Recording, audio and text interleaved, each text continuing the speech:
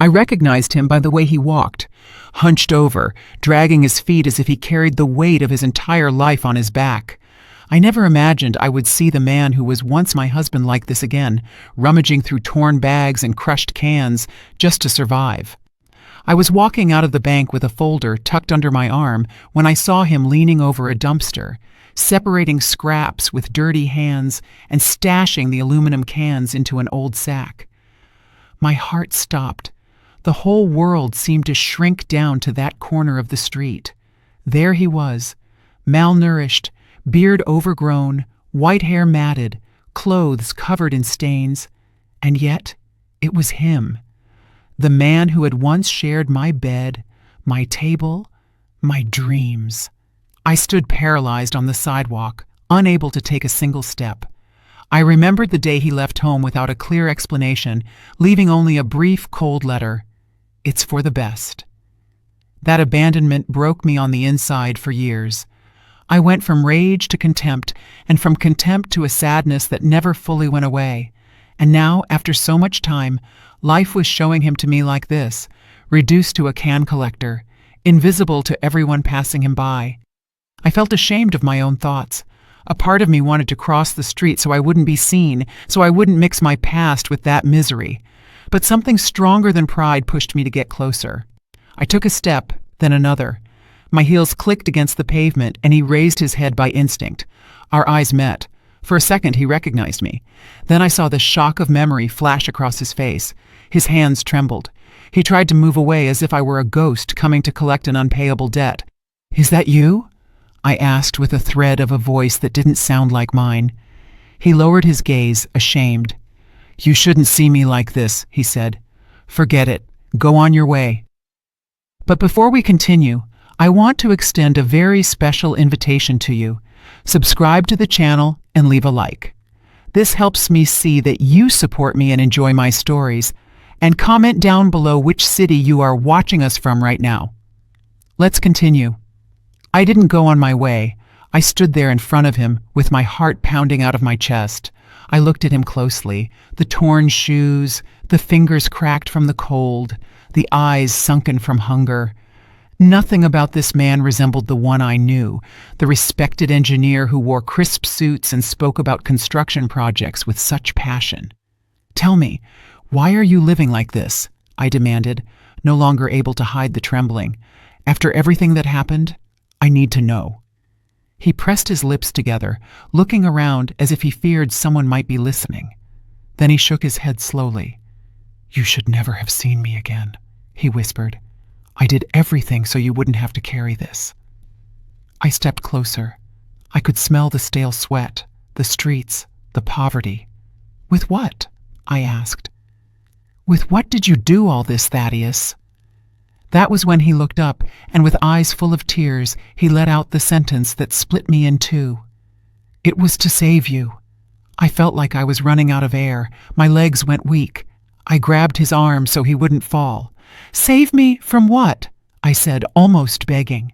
Thaddeus tried to stay on his feet, but his body no longer responded. He fainted in my arms, collapsing onto the dirty asphalt like an old tree that can no longer hold itself up. I screamed for help. A couple of passers-by approached. We called an ambulance. While we waited, I knelt beside him, holding his head against my lap, just like I used to do when we were young and he got sick. I never thought I would hold him like this again. Fragile. Defeated. In the ambulance, the paramedic said he was dehydrated, with severe anemia and signs of chronic malnutrition. I could barely process those words.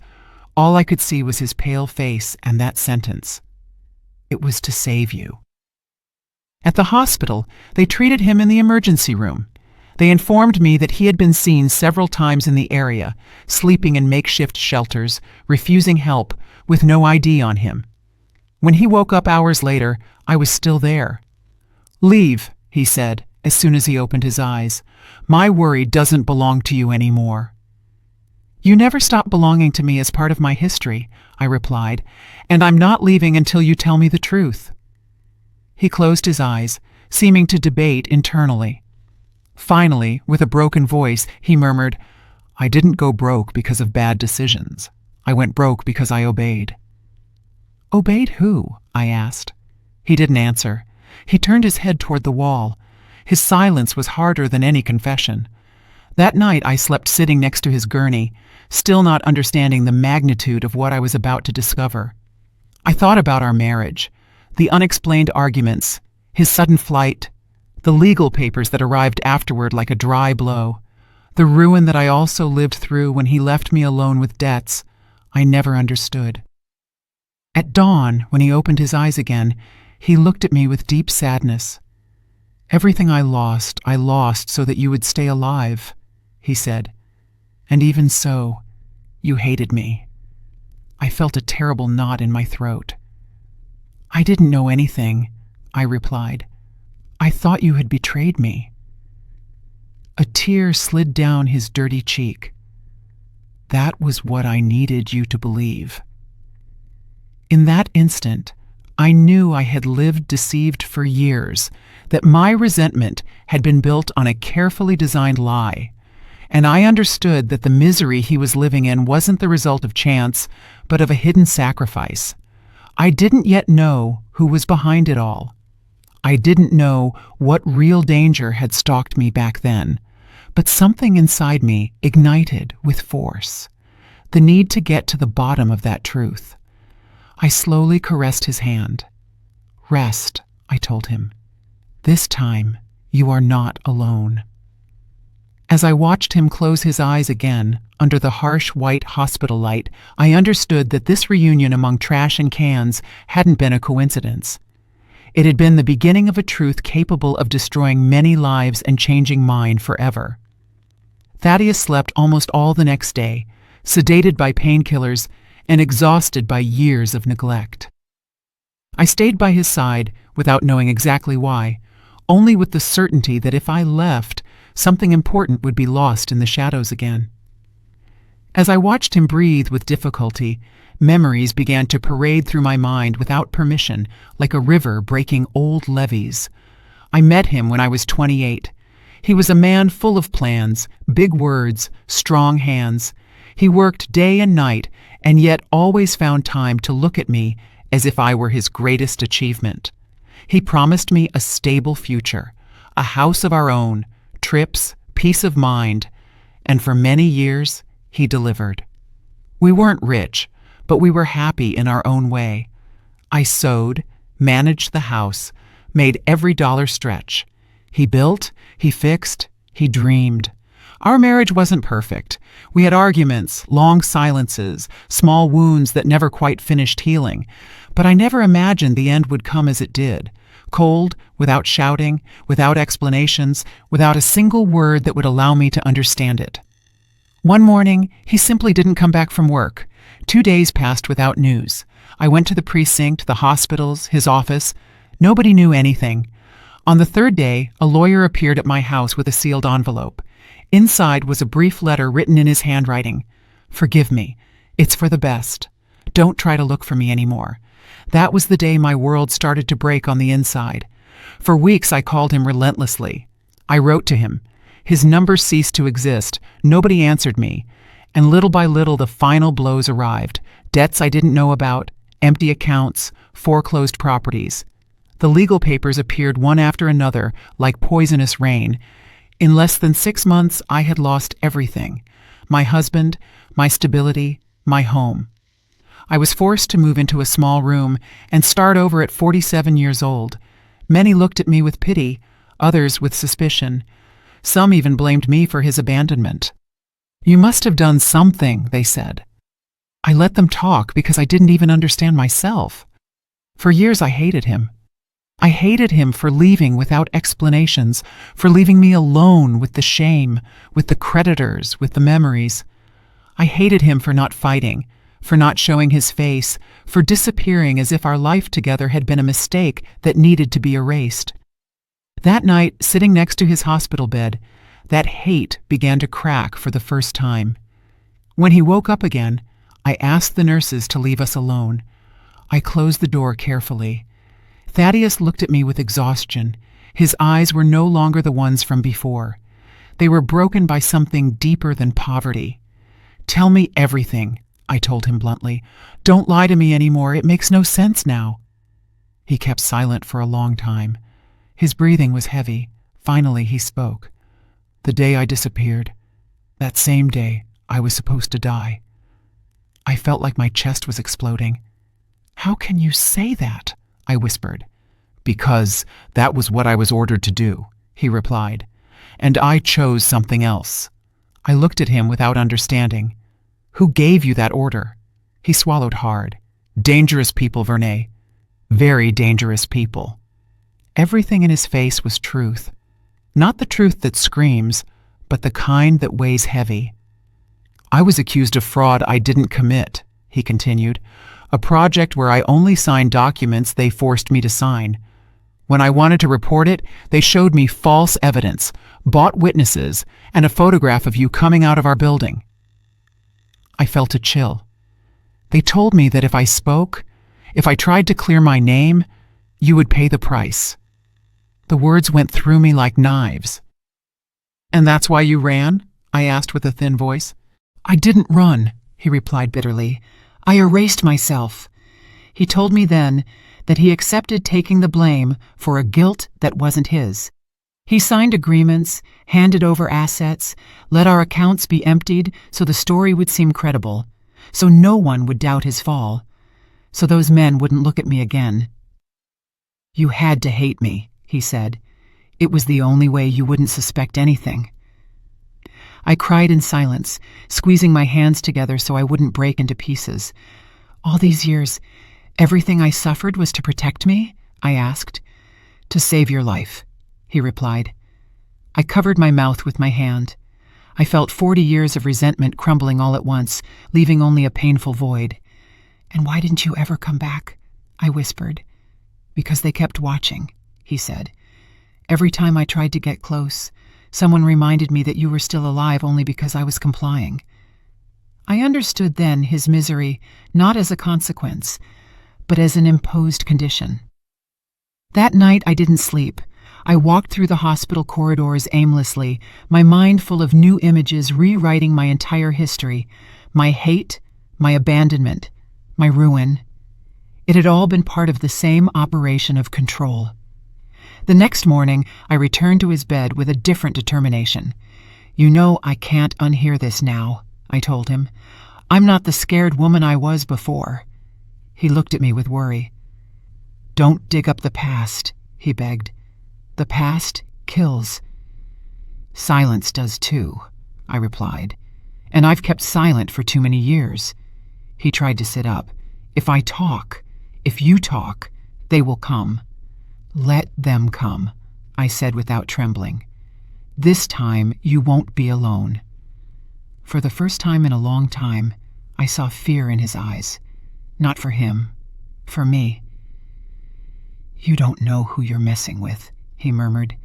"You didn't know how many years of life you were stealing from me with your silence either," I replied. He pressed his lips together, crying without making a sound. That same day, strange people began to appear at the hospital. Men who didn't look like anyone's family. They asked about beds that didn't exist. They watched from afar. Thaddeus grabbed my hand in desperation. "They've already started," he whispered. I looked at him with the calm of someone who has already lost too much to back down. Then the end of this story has already started too. Because if he had become a ghost to save me, I was now willing to become the woman who would bring him back to life and make those who had destroyed him pay. The shadows of the hospital no longer seemed peaceful to me. Every hallway was an unanswered question, every unknown face a possible threat. Since Thaddeus's confession, my world had changed irrevocably. I was no longer just the woman who had reunited with her ex-husband in misery. Now I was a piece in a story of fear, of invisible men, of silences bought with ruin. That night, while he slept, I went back to the waiting room with my head burning. I thought about everything I had lived through after his disappearance. The debts that drowned me, the shame of asking for help, the looks from those who believed I had been abandoned through my own fault. Every memory now acquired a new, dark shade. It had all been a stage play to protect me, and I had been the only one who didn't know. At dawn, I went back to his room. Thaddeus woke up with difficulty. I brought him some water. He looked at me as if he feared I wasn't there anymore, as if he thought his truth had scared me away. "I'm still here," I told him. He nodded with relief. We remained in silence for a few seconds until I was the one who broke the ice. "I want the names," I said. "It's not enough to understand the past anymore. I need to know who destroyed you." He closed his eyes. His hand gripped the sheet tightly. "Not all names are said out loud," he replied. "Some are pronounced only once and then cost you your life." "Mine was already in danger without me knowing it," I answered. "You won't have to carry this alone again." He took a deep breath. "It all started with a big project," he said, "a multi-million-dollar public works contract. I was just the technical lead, nothing more. But the contracts were full of traps, ghost companies, inflated invoices, diversion of funds. When I discovered it, I thought I should report it." His voice broke. "That same night, I received the first threat." He explained that at first, he thought he could get out of it by paying, resigning, disappearing. But they never wanted just his silence. They wanted a culprit. They wanted a clean name to pin everything on. And he, with his position and his spotless record, was perfect. "When they realized I wouldn't cave," he continued, "they brought you to the table." I felt my stomach close up. "They showed me photographs of you entering and leaving our building," he said. "Schedules, routes, places where you were alone. They told me everything could turn into an accident." I brought my hand to my chest. I remembered several days when I felt someone following me for no reason. I never imagined it was real. "That was when I accepted," he whispered. "I signed everything. I handed over everything. I left without saying goodbye. You had to hate me so you wouldn't try to find me, so they would know the blackmail worked on me." I cried in silence. "And everything they took from us?" I asked. "The accounts, the house?" "It was part of the price," he replied. "It had to look like I had lost everything due to my own mistakes." "And you really lost it," I said bitterly. "Yes," he nodded, "because when the monster sees it can take, it's never satisfied." He wanted to say something else, but a coughing fit forced him to stop. I called the nurse. While she attended to him, I saw out of the corner of my eye a man watching the hallway from the back, too attentive to be a worried relative. When our eyes met, he turned his face immediately and walked away. The fear returned like a cold wave. That same afternoon, a doctor came to speak with me in private. He explained that Thaddeus needed more tests, that his condition was serious but stable. Before leaving, he lowered his voice. "Be careful with the visitors," he warned me. "Today, 3 people asked for him who don't seem to be from his circle." I felt my knees go weak. I returned to his room with a decision already formed in my chest. "I can't keep listening to you halfway," I told him. "If you're going to talk, talk now. We don't know how much time we have." He looked at me with pain. "There is something I never told you," he said. "That night, before disappearing, I left a box buried under the old workshop where I used to work. Nobody else knows about it. Inside are the originals of the documents that prove all the embezzlement." My heart jumped. "Why didn't you use them?" "Because then you would have died," he replied. "But now that they know I've surfaced, maybe it makes no sense to keep quiet anymore." We looked at each other for a long time. I understood that his silence hadn't only protected me, it had also protected many others who lived unaware of that network of corruption. "I want to go for that box," I told him. "No," he replied sharply. "It's dangerous." "It's more dangerous to sit still waiting," I answered. "You already sacrificed your life for me once. I won't let you do it again." He kept silent. Finally, he nodded with resignation. "In the back of the shop, behind a false shelf," he said. "Everything is there." That night, I barely slept. Every shadow in the hallway seemed like a threat. Every sound, a warning. The next morning, I left the hospital with my heart in a fist. I took a taxi and headed to the old workshop on the south side, now converted into an almost abandoned warehouse. The place smelled of old oil and dust. I walked with slow steps, holding my breath. I found the shelf, moved boxes, touched the wall until I found an irregular gap. I dug with a rusty tool that was there. My hands were shaking when I touched the buried metal box. I pulled it out with effort.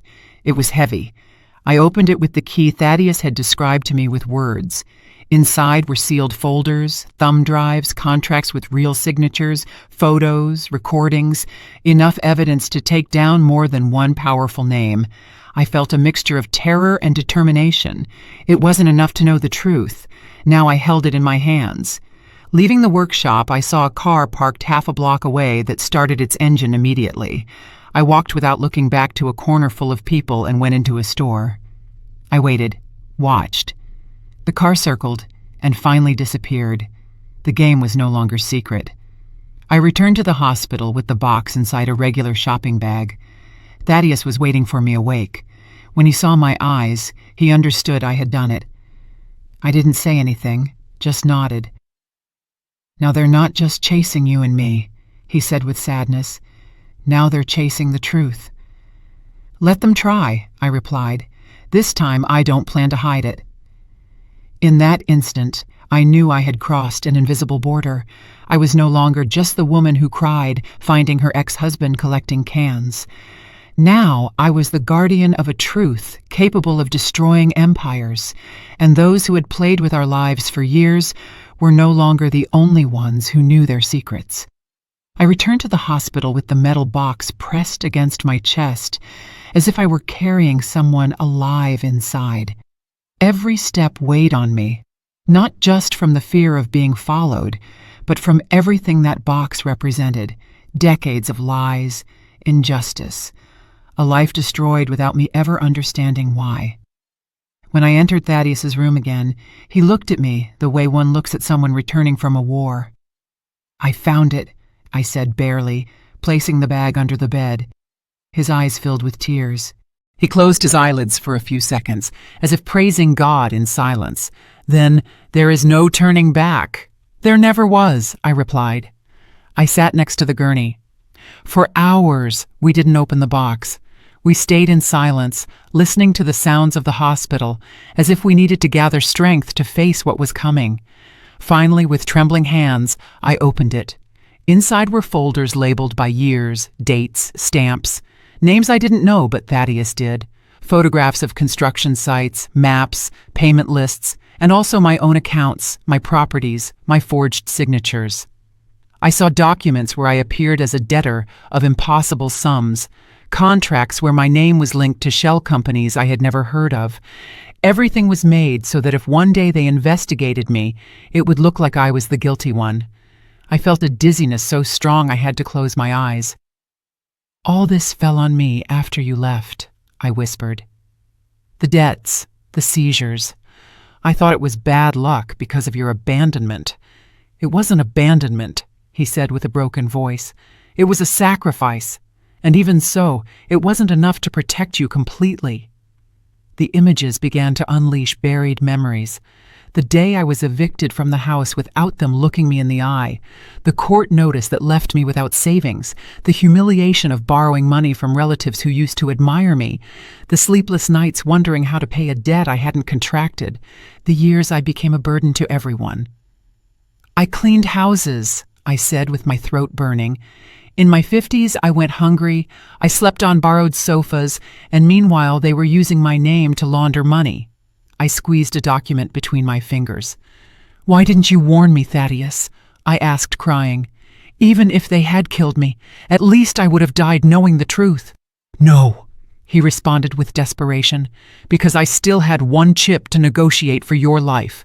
You didn't know, but every time someone doubted my silence, I showed a photo of you as a reminder of why I was still obeying." My tears fell onto the papers. "So my misery was also part of the theater?" I said. "Yes," he nodded. "So it would look like you and I were totally destroyed, so no one would look further." For days, I went back mentally to each of the losses I had lived. Nothing had been chance, nothing had been bad luck. I had been carefully pushed to the edge of the abyss, so the weight of guilt would fall on a man, and in passing, on his wife, dragged down by ruin. I walked out of the room, stumbling. I sat alone on a bench in the hallway. I looked at my aged hands, stained by life, by the hard work I never understood why I had to do. Now the answer was there. Someone had decided I had to fall to save a ring of criminals. That night, I couldn't go back to sleep. I opened the box alone in a small room where no one entered. I read the documents one by one. I followed the dates. I discovered names I had heard on the news, surnames linked to big corporations, to politicians, to respectable men. I, without knowing it, had been used as a screen for a gigantic corruption network. And they hadn't just stolen Thaddeus's life, they had stolen mine, too. At dawn, I went back to his room. I know everything I lost, I told him. Now I want to know who took it from me. He pressed his lips together. If we go to the end, there will be no forgiveness, he said. Only judicial blood. Many will fall. I don't want blind revenge, I replied. I want justice with names and surnames. He looked at me with a mix of pride and fear. That justice kills slowly. I died slowly for years too, I said without trembling. Now it's their turn to fall without masks. From that day on, I stopped being just a woman wounded by the past. I began to secretly call the same people who had previously closed doors on me. Banks, courts, old partners. I used the documents in the box as a key. Where before they denied me entry, now they listened in silence. I saw how the gears began to move. Some told me it was impossible, others that it was too late, a few that it was dangerous. I know, I always replied, but danger chased me all my life without me choosing it. Now I choose it. Thaddeus got worse during those days. His body could no longer resist the burden of so many years of neglect. I watched him sleep and thought that perhaps he wouldn't live to see the end of it all. And that idea squeezed my soul. One afternoon, with a weak voice, he took my hand. "If I don't get to see them fall," he whispered, "promise me you won't stop." "I promise," I replied with tears. "This time, no one will silence us again." Outside the hospital, new faces began to appear. Men in suits, dark sedans, voiceless calls, veiled warnings. I knew the pieces on the other side of the board were moving too, but I wasn't alone anymore. I wasn't the deceived woman from the past. Now I was the woman who had discovered why her life had been stolen. And when a woman understands why she fell, she becomes much more dangerous than before she fell, because she no longer fights just to survive. She fights to recover every year they took from her. And I had just begun. The hospital room was in semi-darkness when I returned after another day of calls, appointments, and uncomfortable silences. Thaddeus slept restlessly. His chest rose and fell with difficulty, as if every breath dragged an invisible weight. I sat next to him with the metal box still resonating in my memory. Outside, the night seemed too quiet for everything that was about to explode. When he opened his eyes, he looked at me with a mix of gratitude and guilt. "They've started moving, haven't they?" he whispered. "Yes," I replied.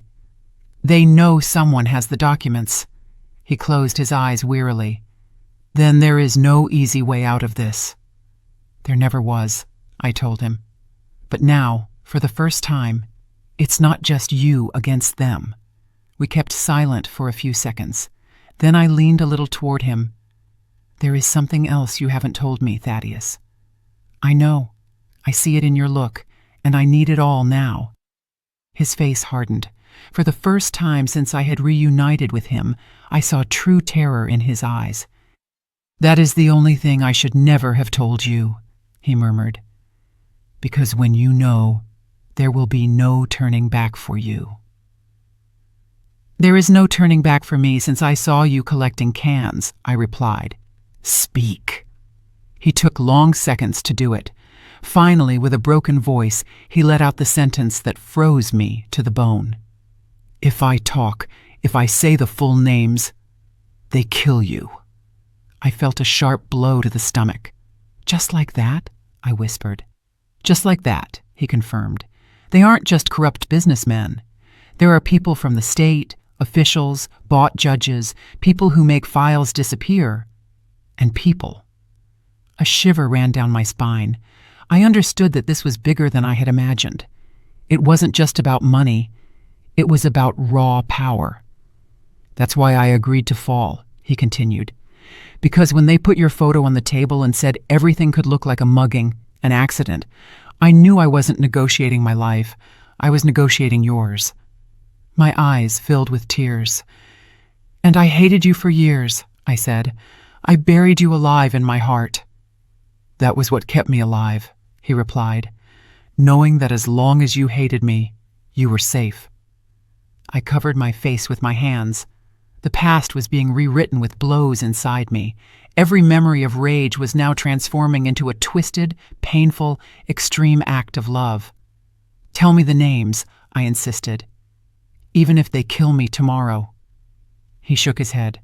First, we have to secure the evidence. It's not enough to have the box. They can erase traces, manufacture fires, assaults, accidents. We need the truth to come out in a way they can't cover up. How? With the press, with clean prosecutors, with international witnesses if necessary. I took a deep breath. I understood that this was no longer just a family tragedy. It was a war against a rotten structure. Then tell me about them, I said, even without names yet.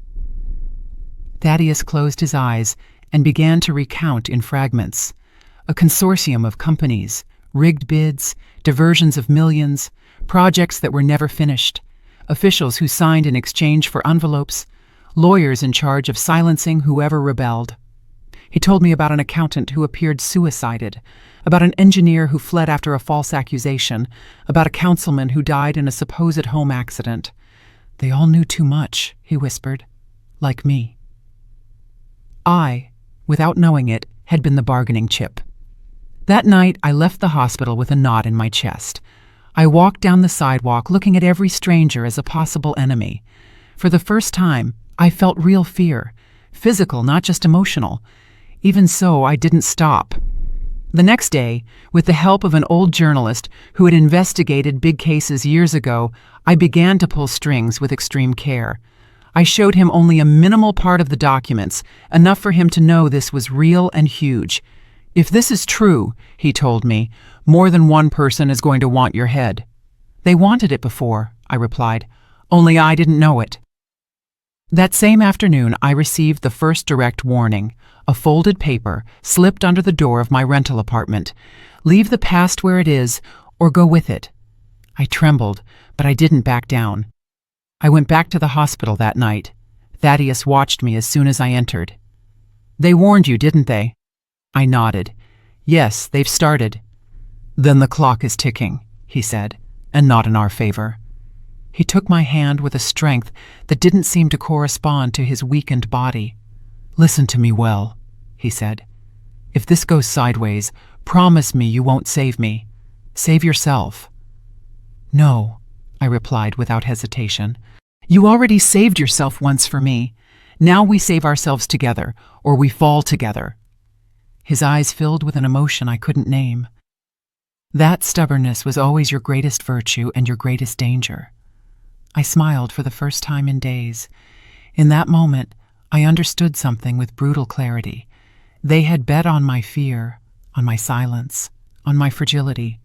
But I was no longer the woman who cleaned houses believing life had punished her without reason. Now I knew why they had destroyed me, and I knew exactly who I was fighting against. Before continuing, tell me here in the comments what you think of this story so far, and what you would do in my place. Don't leave the video because what comes next will give you goosebumps. That same night, I made a definitive decision. I wasn't just going to clear Thaddeus's name. I was going to expose the entire network that had stolen his life and mine, even if that path cost me my peace, even if it cost me my old age and tranquility, even if it cost me my life. Because it wasn't just about justice anymore. It was about ensuring a man's sacrifice didn't stay buried among cans and trash. And I was willing to make those who thought they could play God with our lives tremble. The journalist I had turned to agreed to meet me in a discreet cafe, far from the hospital, far from my house, far from everything that could give us away. I took with me only a minimal folder from the metal box. I couldn't risk it all. In our first meeting, he arrived with a worn notebook and the eyes of someone who has seen too many truths and knows the price paid for telling them. "Tell me why I should put my life at risk at 70 years old," he said bluntly. I opened the folder. I let him see just 2 documents: an impossible transfer, a bid with rigged signatures. The color drained from his face. This is dynamite," he murmured. "Where did you get this?" "From a man they forced to disappear to save me." He asked no more questions. He knew the answers didn't fit in that cafe. That same afternoon, I warned Thaddeus that the process had begun. I noticed him paler than ever. The illness was devouring him from the inside with cruel slowness. "Then there is no return," he whispered. "There never was." That night, while the city slept, the first direct blow arrived. The journalist called me, his voice altered. "They ransacked my office," he said. "They didn't take anything of value, only files, and someone left a note on my desk." I swallowed hard. "What did it say?" "We only warn once." I felt an ancient cold run down my spine. I knew it with frightening clarity. They were watching us very closely. I decided then to move everything to a place no one would suspect, a small safety deposit box in a provincial bank far from the political circuit. We deposited several encrypted copies of the files there. The journalist kept others in a place he didn't want to reveal to me. I kept a minimal copy as a last safeguard. That same week, a young district attorney agreed to review the material confidentially. We met in his office after night had fallen. He reviewed the names, the figures, the contracts. "If this is authentic," he said with a furrowed brow, "we are talking about a network that has been operating for more than 20 years. "It is authentic," I replied. "My life was destroyed to hide it." He looked me in the eyes with a seriousness I won't forget. "Then you aren't just looking for personal justice. You are about to touch very powerful people." "They touched first." The DA nodded. "I'm going to protect this file as if it were my own family." I left there shaking, not from fear, from vertigo. But the enemy didn't sleep. 2 nights later, upon returning to my rental house, I found the door slightly ajar. Everything was turned over. Drawers open, photographs scattered on the floor. Nothing of value was missing. Nothing except one thing: my old wedding album. The message was clear. We know who you are. We know who you love. That dawn I hugged Thaddeus without saying a word. He understood. "Now they are going to attack where it hurts most," he whispered. "They already did before," I replied. "Nothing breaks me like before anymore." But I was lying, because the fear for him could indeed break me. Days later came the blow that almost destroyed us completely. Thaddeus got worse abruptly. High fever, respiratory failure. They transferred him urgently to intensive care. The doctor spoke to me with a harshness I already knew. "If he survives the next 48 hours, he'll have a chance." I spent the whole night sitting outside the unit with my gaze fixed on a white wall. I thought that maybe he would never see the guilty fall, that perhaps his sacrifice would remain incomplete. Guilt squeezed my chest like an anvil. At dawn, the DA called me. "We are going to execute the first raids today." My heart skipped a beat. "So soon? If we wait more, they will destroy everything." "They are already trying." The following hours were a slow nightmare. Fragmented news, short calls, simultaneous operations, offices raided, servers seized, respectable businessmen summoned urgently. Mid-afternoon, the journalist sent me a single message. "This is going to explode." And it exploded.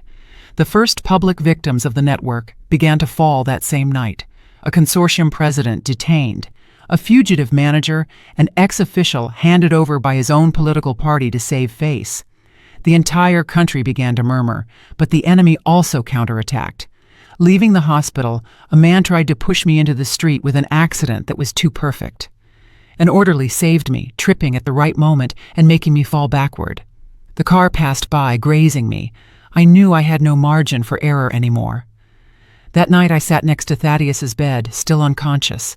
I spoke to him as if he could hear me. "They can't hide anymore," I told him. "Everything is starting to fall. Don't give up now." A silent tear ran down my cheek. At the next dawn, he opened his eyes. "Are they still alive?" he asked, with a voice barely audible. "Very alive and very nervous." He tried to smile. "Then it was worth it." I took his hand tightly. "It's not over yet." 2 days later, the DA summoned me urgently. I entered his office with my heart racing. "We have evidence to go to trial," he said. "Names, money trails, recordings, everything. And the biggest ones." He kept silent for a second. "Also," I felt my legs trembling. "Then, is it now or never?" "Exactly." When I left there, I knew the story that had started among trash bags was about to reach its point of no return. We were no longer just two victims. We were the crack through which an entire empire was crumbling. That night I told Thaddeus. "They are going to fall," I whispered. "All of them." He closed his eyes with a peace I hadn't seen before. "Then I can go in peace when it's time." "Don't talk like that," I asked him. "Someone has to pay for the silences of the righteous too," he replied. I understood then that the file hadn't just changed the history of a country. It had changed the destiny of a man who agreed to lose everything so I would keep breathing. And now, for the first time, his truth was about to be written with letters no one could erase. The first name appeared on the news on a Tuesday at dawn. I was sitting next to Thaddeus's bed when the anchor pronounced with a solemn voice the name of a businessman everyone admired. I saw him on the screen in handcuffs, his face covered by a trembling hand. I felt a shudder run through my body. It wasn't joy, it was vertigo. The truth had just crossed the threshold of secrecy to become public. "It started," I whispered. Thaddeus opened his eyes with difficulty and looked at the screen. "I never thought I would live to see this," he said with a threat of a voice. That same day, the second and the third fell. Raids in different parts of the city, servers seized, offices closed with police tape. The network began to unravel before everyone's eyes. The same men who for years walked escorted by power now lowered their heads in front of the cameras. But none of that was clean or tidy. Every fall brought with it a counterattack. Anonymous calls to the hospital, unknown people stopping at the door longer than necessary. A note slipped under Thaddeus's wheelchair that said, "This isn't over yet." The DA summoned me urgently 2 days later. "We need your formal testimony," he told me, not as his ex-wife, but as the main custodian of the documentation. I felt a huge weight fall on my shoulders. "Is it safe?" "At this point, nothing is," he replied. "But without your testimony, some will try to negotiate their exit." I accepted. The day of my statement, the courthouse was surrounded by press. Entering, I felt every look go through me like a dart. Me, a 67-year-old woman who for so long was invisible, was now the key piece of a process shaking half the country. Inside the room were them, some with impeccable suits, others with broken dignity. I recognized 2 of the names Thaddeus had told me in whispers at the hospital. I felt a cold tremor in my hands, but I didn't stop. The DA began to name dates, figures, contracts. Then he called me to the stand. "Do you recognize these documents?" he asked, showing me a folder. "Yes," I replied. "For years I thought they were the cause of my ruin. Today I know they were the mechanism of their crime." A murmur ran through the room. "Can you explain how they came into your possession?" I took a deep breath and told everything. The workshop, the buried box, Thaddeus's confession, the evidence, the threats, the persecution. I omitted nothing. Every word was a slab falling on those men who for decades played at moving lives like expendable pieces. One of them stood up suddenly and pointed at me with rage. "This woman is lying," he shouted. "She is manipulated by a criminal." The judge ordered silence. "That woman," he said, looking at everyone severely, "is the reason we are here today, and you gentlemen are the reason she lived marked by ruin." I felt my knees give way. The DA held my arm so I could sit down. Hours later, when the hearing ended, there were no doubts left. The evidence was overwhelming. Several pre-trial detentions were signed that same day. Some tried to negotiate, others declared themselves victims, 2 asked for protection, fearing reprisals. The castle of power was crumbling from within. I returned to the hospital with my heart overflowing. Thaddeus was waiting for me awake. "Did they fall?" he asked. "Yes," I replied with tears. "They started to fall." He closed his eyes and smiled with a peace that hurt me. "Then I can rest a little." "Don't you dare give up now," I told him, squeezing his hand. "The most important part is still missing." "What is missing?" "Clearing your name," I replied. 3 days later, the news broke that closed the circle. A high-level official, until then untouchable, was detained trying to leave the country with false papers. On his computer, they found direct records of the illegal operations, and among them, Thaddeus's name appeared as the main scapegoat, with clear instructions to sustain the fall to protect the top. The DA came in person to the hospital. "Mr. Thaddeus," he said solemnly, "officially you are exonerated of all charges. Your name has been cleared before justice." Thaddeus looked at me without understanding. "That means you were the victim of criminal extortion," the DA completed, "and that your sacrifice allowed the dismantling of one of the biggest networks in the country." Thaddeus began to cry in silence. I hugged him carefully so as not to hurt him. "We did it," I whispered after so many years. "We did it. But justice always comes with a price." That same early morning, his condition worsened without warning. Internal bleeding, alarms, doctors running. I stayed outside the emergency room with my hands glued to my chest, begging a God I hadn't dared speak to for years. Endless hours passed. When the doctor finally came out, his face said it all. "We did what was possible," he murmured, but his body was very weakened. I felt the world split in two. I entered the room with crooked steps. Thaddeus was there, connected to machines with his eyes closed. I approached and took his hand. "You took the truth with you until the end," I whispered. "And now everyone knows it." He opened his eyes for the last time. He looked at me with a love I will never forget. "It was worth it," he said barely. "You are alive, and they won't hate you because of me anymore." A silent tear rolled down his cheek. "I never hated you," I lied so he could leave in peace. He died with a small smile on his lips. His death was minor news compared to the scandal shaking the country, but for me, it was an earthquake. I mourned him in silence, away from cameras, away from speeches, just me, his truth, and the weight of all the stolen years. Days later, when I buried Thaddeus, one of the prosecutors approached me. "There will be financial reparations," he told me, "and a public apology for his case." I looked at him wearily. "None of that will return the years he lost," I replied, "but maybe it will prevent others from losing them." That night, I returned alone to my house. I turned on a small light and sat on the bed without strength. The network had fallen. The guilty were in prison or running. The truth was written in all the newspapers. Justice had arrived. But the love that had sustained all that was no longer there.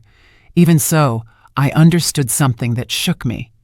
The revenge I had sought wasn't to see them humiliated, but to see the truth standing, and that revenge was already fulfilled.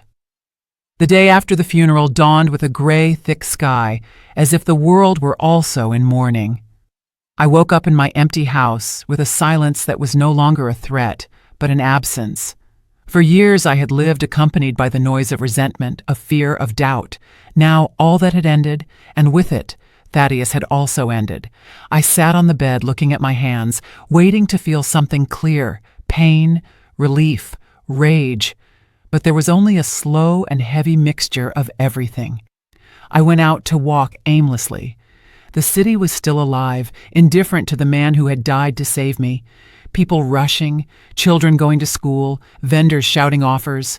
Nobody knew that under my ribs beat a terrible and silent history. Nobody knew what it had cost to clear a name destroyed by corruption.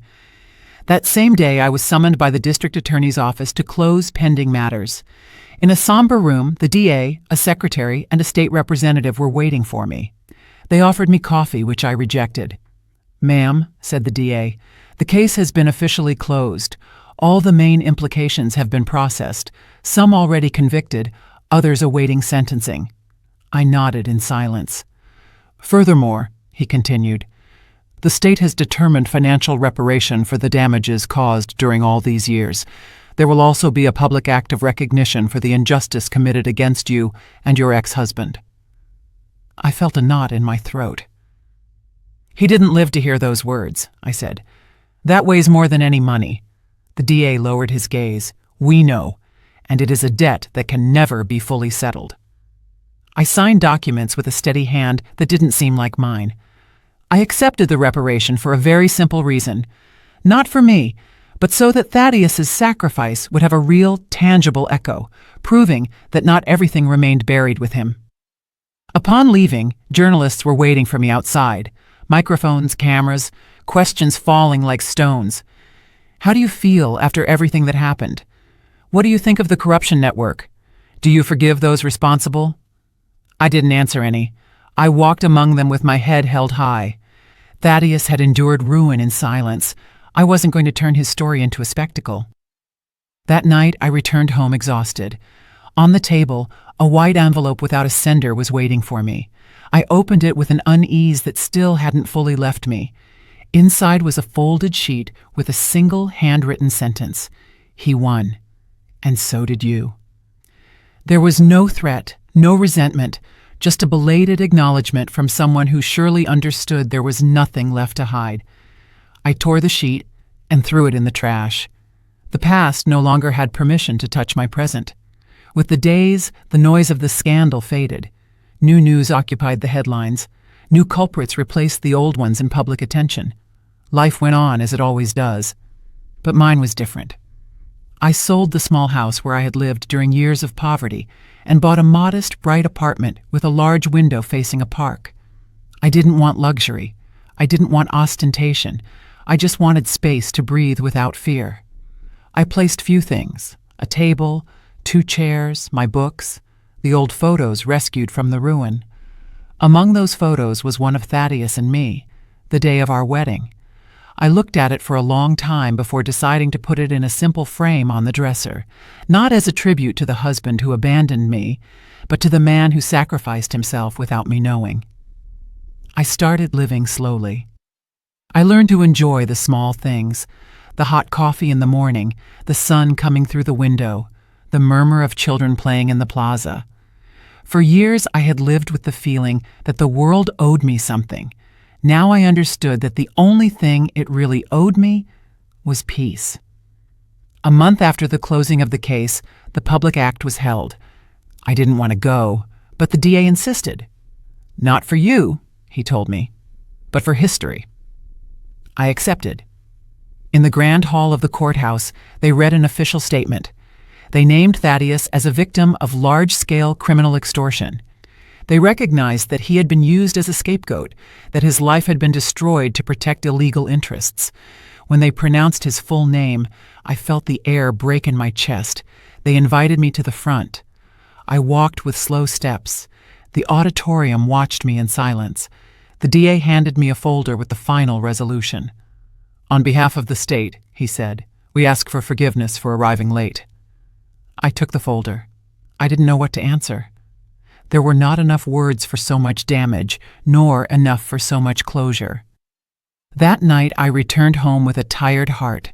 I sat by the open window. The wind gently moved the curtains. I thought about the woman I was when Thaddeus disappeared, about the rage, The humiliation, the hunger, the hate that kept me standing for years. None of that had been in vain, I understood. Every tear, every fall, every unanswered night had brought me to this point of truth, but the price had been extremely high. Sometimes it hurts to think that if I had known before, maybe I could have done something different. Then I understand that is an illusion. They had the power. We only had silence as a shield, and he chose to carry it for me. One day, reviewing the box with the last documents I still kept, I found a small note folded between two contracts. It was old handwriting. I recognized it instantly. It was from Thaddeus. If you ever read this, it is because I am no longer here. Don't remember me as the man who fell, but as the one who loved you, even when he had to deceive you to save you. Losing you was the highest price, but saving you was my only victory. I cried like I hadn't cried in all those months. I cried without shame, without restraint, without pride. I cried for what was, for what couldn't be, for what he never got to live. With time, I learned to talk about him without my voice breaking. I learned to tell his story to whoever wanted to listen, not as a tragedy, but as an extreme act of love. Some told me he had been a hero. I said he had just been a cornered man who chose to save the one he loved. At 67 years old, I started over, not with illusions of youth, not with grandiose promises, but with something harder and more valuable: truth. Today I walk without fear. I no longer look back looking for shadows. I no longer wait for hidden blows. I no longer hate the man who one day disappeared without explanation. Today I know why he did it, and I know what he left me. He left me life. And although that gift came wrapped in ruin, pain, and silence, it was the greatest gift anyone could give me, because thanks to his sacrifice today, I can say with a serene heart that I am still here, alive, free, and for the first time in many years, in peace. Today I sit by the window of my small apartment and watch life pass by out there, and I still struggle to believe everything I survived. I hear the children playing in the park. I feel the sun coming slowly through the curtain, and for the first time in many years, I'm not afraid. I no longer check who walks behind me. I no longer tremble hearing a noise at the door. I no longer suspect every cup I bring to my lips. For too long, I lived thinking I had been abandoned, that the man I loved destroyed me out of selfishness, that my ruin had been the fault of his cowardice. And it turns out it was the opposite. It turns out he carried my pain so I would keep breathing. It turns out he lost